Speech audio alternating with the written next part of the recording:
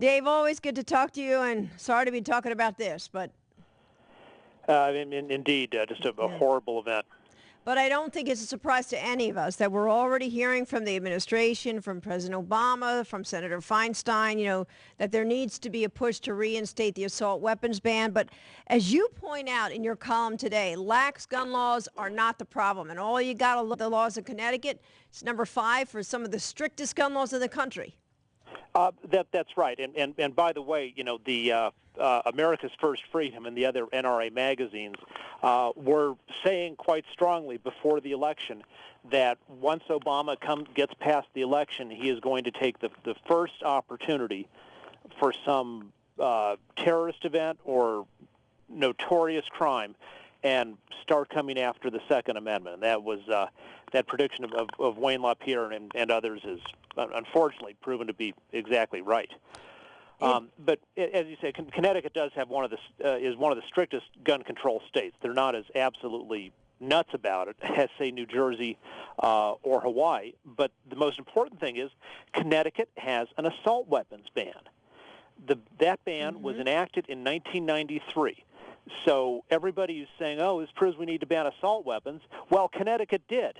And the rifle that was used in those murders was legally purchased under Connecticut. It is not an assault rifle according to the laws of the state of Connecticut. And this just shows that the whole assault rifle issue is a sham.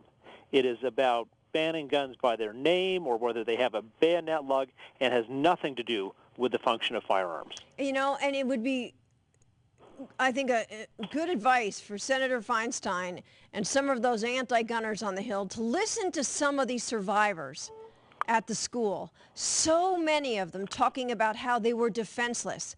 And I thought it was interesting, too, because one of them was pointing out that, as soon as Adam Lanza heard the police sirens, he killed himself.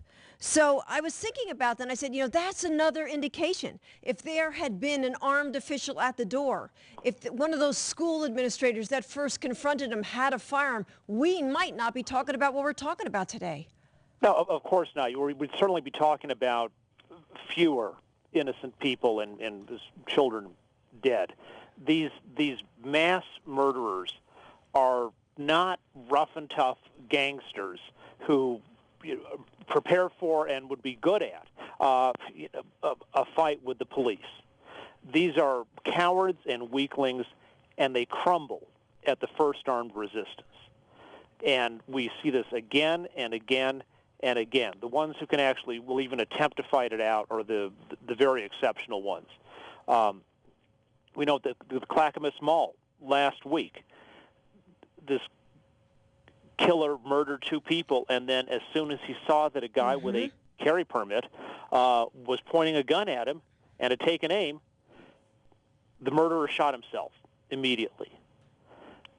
That's 2 people dead at the Clackamas Mall because there was armed resistance right there, exactly at the time when it was needed. 28 people dead in the school in Newtown because there wasn't. That's the difference. Yep, and members of law enforcement are saying these gun-free zones leave those poor victims, they're sitting ducks. No, they're absolutely, they're magnets for mass killers.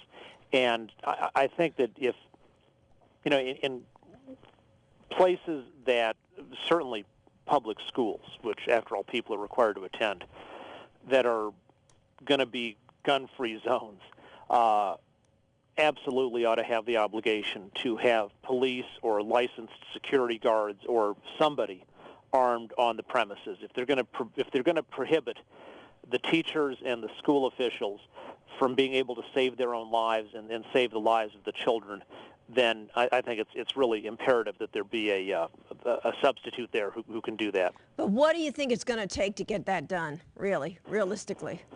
I hope this is it. I agree. No, but I mean, you got Obama unions, I'm sure, who are going to weigh in on this, saying this is not what we need. I mean, you already hear some teachers in Florida after a lawmaker proposed this, not just saying he was going to, but saying we need to reconsider what we're doing with these gun-free zones. And already they're coming out saying, hey, that's not a smart idea. Well, they're dead wrong. I mean, they absolutely are. No pun intended. We've had so many school massacres and other massacres stopped because there were armed people there.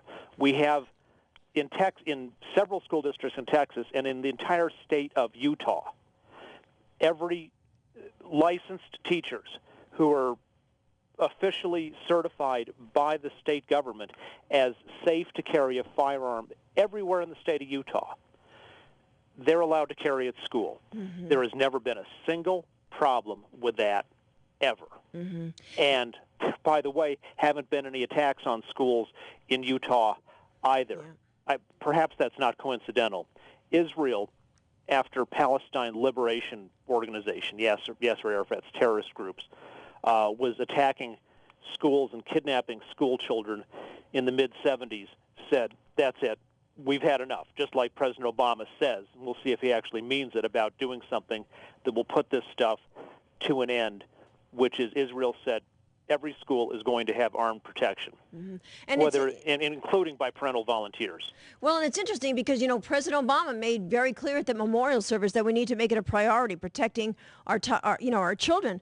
But then there's these reports that are coming out, and that's why I was asking, how do we get this done about allowing teachers to carry? President Obama cut federal funding for several key school security programs, one of them including police officers inside the school armed. That was ended a few years ago. So, he wants to make it a priority. Well, let's do it.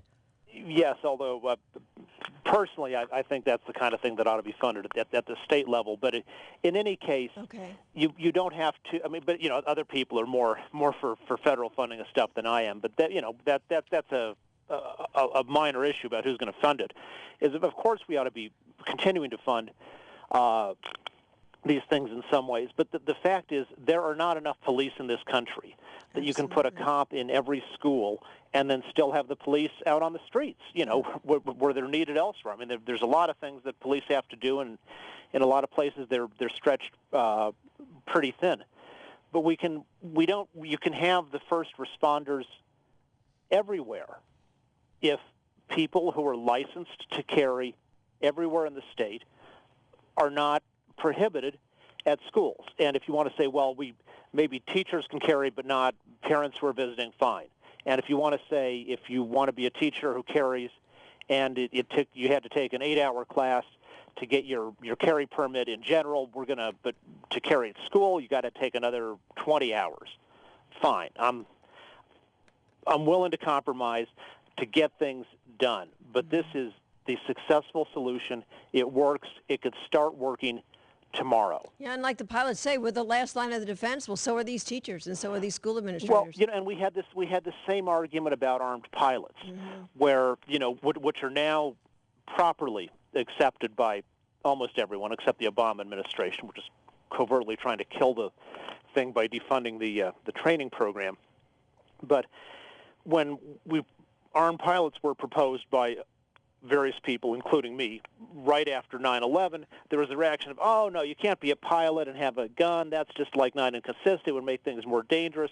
The pilot's going to have an argument with his girlfriend, the stewardess, and then he's going to shoot her, and that'll rip a hole in the side of the plane, and just like in the movie Goldfinger, the whole plane will go down. And all these ridiculous fantasy arguments. And eventually we got serious as a country about the security of airplanes and overwhelmingly passed the Armed Pilots Law. And all the people who are for gun control and gun bans, whatever, I would say to them, this doesn't preclude you from being in favor of whatever, laws you want on so-called assault weapons or whatever. You can still be for that. At the same time, you can be for having the first responders available to respond and save lives. Just like Barbara Boxer, the senator from California, is a very hardcore gun control supporter. And she's also been a leader in favor of the armed pilots issue.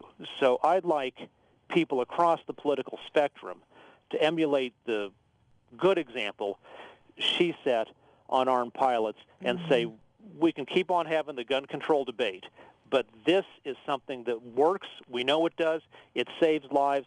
And if you think it is long past time that schools stop being magnets for mass murderers, then let's allow them to be protected starting tomorrow. Yeah, no, it's so true. And then there, of course, there's that whole issue of mental health. I mean, you have so many parents now coming out saying, you know what, this isn't just about guns. In fact, it's bigger than guns. It's about mental health. And they talk about their struggles with their autistic children and what they're up against because they're fighting a system that won't work with them, that doesn't help them.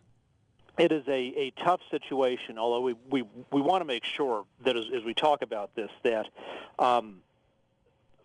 people who are autistic are not more violent than right, very true. The general population. You know, there's a lot of, after Columbine, there was all this demonization of kids who were goths, because supposedly the two Columbine murderers were part of this group called the Trenchcoat Mafia, which they weren't, by the way.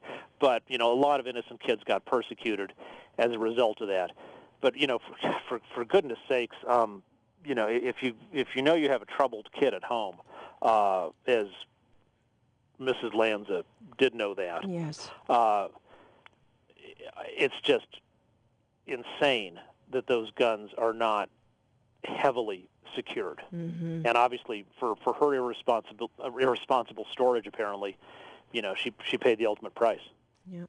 Well, it's going to be a long battle and a long fight, but as you said, we got to, you know, put things in priority. And I think, as your point now, gun-free zones are a place to start.